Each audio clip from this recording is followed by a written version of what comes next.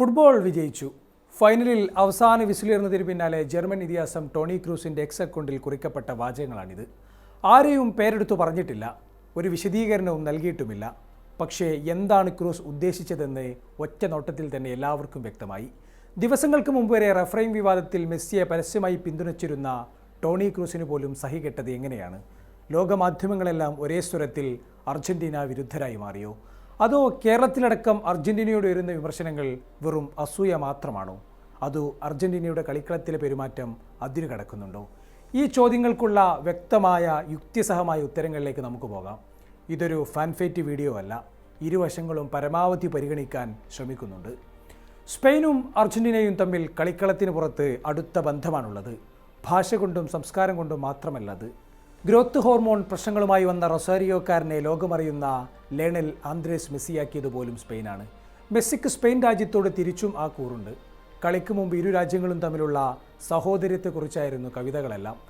എന്നാൽ ഈ ഫൈനൽ മത്സരത്തോടെ സംഭവിച്ചതെന്താണ്? ഫൗളുകളും ഭീഷണികളും പരേഡസിൻ്റെ കയ്യാങ്കളിയുമെല്ലാം അർജന്റീനയ്ക്ക് ഒരു പുതിയ ശത്രുവിനെ കൂടി സൃഷ്ടിച്ചിരിക്കുന്നു. എന്നാൽ ഇതൊരു പുതിയ സംഭവമല്ല. അടുത്ത കാലത്തായി അർജന്റീന ആരോടൊക്കെ കളിച്ചോ അവരോടെല്ലാം കുടിപ്പകയുണ്ടായിട്ടുണ്ട്. ഈ ലോകകപ്പിൽ തന്നെ ഇംഗ്ലണ്ടുമായുള്ള കുടിപ്പക അവർ ഒന്നുകൂടി ഇരട്ടിപ്പിച്ചിട്ടുണ്ട്. കളിക്കളത്തിലെ ഫൗളുകളും മത്സരശേഷമുള്ള പൊളിറ്റിക്കൽ ബാനറും ഉദാഹരണം. അതുകൊണ്ടും തീർന്നില്ല. ഈജിപ്തുമായുള്ള മത്സരവും റഫറിംഗ് ഡിസിഷനുകളും തുറന്നത് പുതിയൊരു യുദ്ധമാണ്. റഫറിങ്ങിനെതിരെ ഈജിപ്ഷ്യൻ താരങ്ങൾ പരസ്യമായി രംഗത്തെത്തി. ഈജിപ്ഷ്യൻ മാധ്യമങ്ങൾ പരസ്യമായി തന്നെ വിമർശനങ്ങൾ ഉയർത്തി. അർജന്റീൻ ആരാധകർ വംശീയമായി അധിക്ഷേപിച്ചെന്ന് കാണിച്ചുള്ള ഈജിപ്ത് കൊച്ചിൻ്റെ പ്രസ്താവനകളും വീര്യം കൂട്ടി. ഈജിപ്തിൽ കളി തുടങ്ങുന്ന കുട്ടികളെല്ലാം അർജന്റീനയെ തോൽപ്പിക്കുന്നത് സ്വപ്നം കണ്ടാകും ഇനി ഉറങ്ങുന്നത്. റഫറി അർഹമായ ഒരു ഫൗൾ വിധിച്ചില്ലെന്ന് കാണിച്ച് അൾജീരിയ ഫിഫയ്ക്ക് പരാതി നൽകുന്നതും കണ്ടു. എന്നാൽ ഇതൊന്നും ഈ ലോകകപ്പിലെ പുതിയ സംഭവങ്ങളല്ല.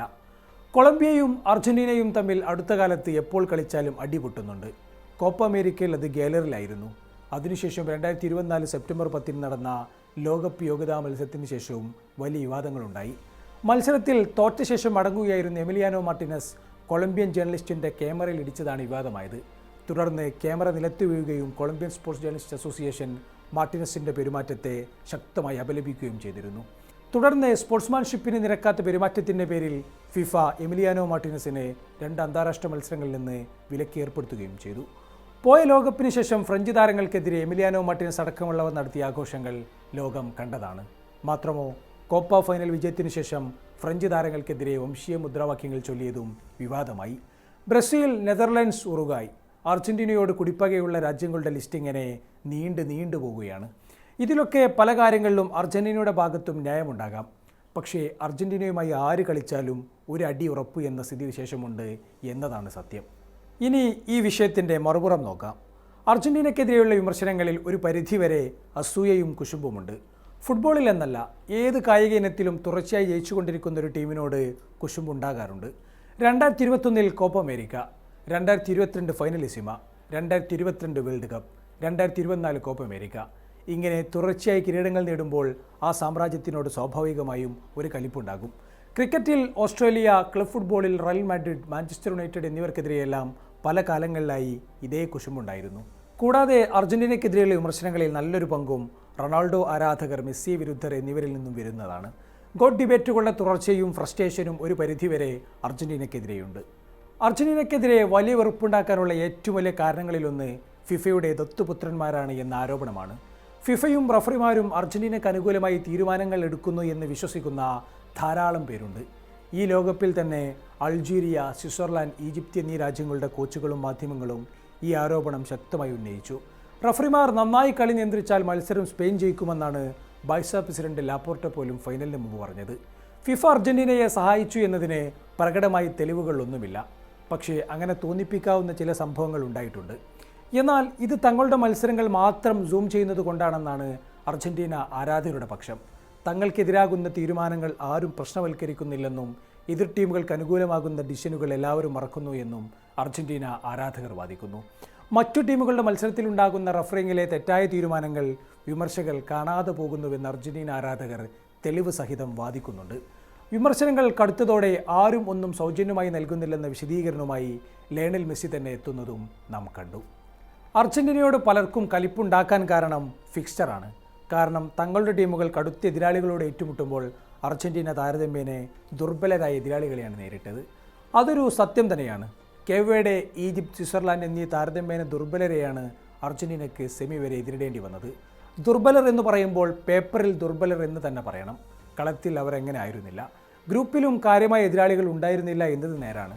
പക്ഷേ ഇത് അർജന്റീനയുടെ കുറ്റമാണോ എന്നതാണ് ചോദ്യം. ഫിഫയുടെ റാങ്കിങ്ങും നറുക്കെടുപ്പ് രീതിയും അനുസരിച്ചാണ് ഓരോ ടീമും ഗ്രൂപ്പുകളിലെത്തുന്നത്. ഫിഫയുടെ ഡ്രോ സിസ്റ്റത്തെക്കുറിച്ച് ആർക്കും നിലവിൽ ഒരു വിമർശനവും ഉന്നയിക്കാനില്ല. കാരണം അത് തത്സമയം ജനങ്ങൾക്ക് മുമ്പാകെ ശാസ്ത്രീയമായി നടത്തുന്നതാണ്. കൂടാതെ പോർച്ചുഗൽ ഗ്രൂപ്പിൽ രണ്ടാമതായതും കൊളംബിയ തോറ്റതുമെല്ലാം കടലാസിൽ ഫിക്സ്ചർ എളുപ്പമാക്കി കൊടുത്തു. പക്ഷേ ഇത് അർജന്റീനയ്ക്കെതിരെ ഒരു കുശുമ്പ് സൃഷ്ടിച്ചിട്ടുണ്ട് എന്നത് നേരാണ്. അർജന്റീന രാഷ്ട്രീയ കാരണങ്ങളാൽ വിചാരണ ചെയ്യപ്പെട്ട കാലം കൂടിയാണിത്. അതിന് ഏറ്റവും പ്രധാനം അർജന്റീന ഭരണകൂടത്തിൻ്റെ പ്രോ സയനിസ്റ്റ് നിലപാടുകളാണ്. ഗസ വംശഹത്യയും അതിനെ തുടർന്നുള്ള ഇറാൻ-ഇസ്രായേൽ സംഘർഷങ്ങളുമെല്ലാം കൊടുമ്പിരി കൊണ്ട കാലത്താണ് ലോകകപ്പ് നടന്നത്. അതിനാൽ തന്നെ അർജന്റീനയുടെ രാഷ്ട്രീയ നിലപാടുകൾ പല കോണുകളിൽ നിന്നും വിമർശനം നേരിട്ടു. പക്ഷേ ഒരു രാജ്യത്തിൻ്റെ ഭരണകൂട നിലപാടുകൾ വെച്ച് ഒരു രാജ്യത്തിൻ്റെ ഫുട്ബോൾ ടീമിനെ ഇഷ്ടപ്പെടുകയും ഇഷ്ടപ്പെടാതിരിക്കുകയും ചെയ്യുന്നത് ശരിയാണോ എന്ന വാദവും പ്രസക്തമാണ്. അങ്ങനെയെങ്കിൽ അത് മറ്റുള്ള രാജ്യങ്ങളുടെ കാര്യത്തിലും ബാധകമാക്കണമെന്നാണ് അർജന്റീന ഫാൻസ് പറയുന്നത്. കളിയുടെ സ്പിരിറ്റ് കൊല്ലുന്ന രീതിയിൽ രാഷ്ട്രീയം കടത്തുന്നതിനെതിരെ പല കോണുകളിൽ നിന്നും വിമർശനം ഉയർന്നിട്ടുണ്ട്. മറ്റൊന്ന് അർജന്റീനയ്ക്ക് മേൽ ആരോപിക്കപ്പെട്ട വംശീയതയാണ്. മുമ്പ് ഫ്രഞ്ച് കളിക്കാരെ അധിക്ഷേപിച്ചുകൊണ്ട് അർജന്റീൻ കളിക്കാർ പാടിയ പാട്ടുകൾ വലിയ വിവാദമായിരുന്നു. കൂടാതെ ഗാലറിയിൽ ഇരിക്കുന്ന അർജന്റീന ഫാൻസിൻ്റെ വംശീയ മുദ്രാവാക്യങ്ങളും വിമർശിക്കപ്പെട്ടു. തീർച്ചയായും ഇതൊരു ഡിബേറ്റബിൾ ടോപ്പിക്കാണ്. അർജന്റീനയെ നിങ്ങൾക്ക് ഇഷ്ടപ്പെടാം, അല്ലെങ്കിൽ വെറുക്കാം. പക്ഷേ ഈ ലോകകപ്പിനെ ഇത്രമേൽ വികാരഭരിതവും നാടകീയവുമാക്കിയത് അർജന്റീനയുടെ മത്സരങ്ങളാണ് എന്ന് പറയാതെ വയ്യ. പ്രത്യേകിച്ചും കംബാക്കുകളും മെസ്സിയുടെ മാജിക്കുകളുമെല്ലാം ആരാധകർക്ക് ഗൂസ് ബംസ് തന്നെ സൃഷ്ടിച്ചിട്ടുണ്ട്. അഹങ്കാരവും വീര്യവും അതിരുകടക്കുന്ന പെരുമാറ്റങ്ങളും ഒരു വശത്ത് നിലനിൽക്കുമ്പോഴും കളിക്കളത്തിൽ അവർ തീർക്കുന്ന മാജിക്കുകൾ തന്നെയാണ് ആരാധകരെ അവരിലേക്ക് അടുപ്പിക്കുന്നത്.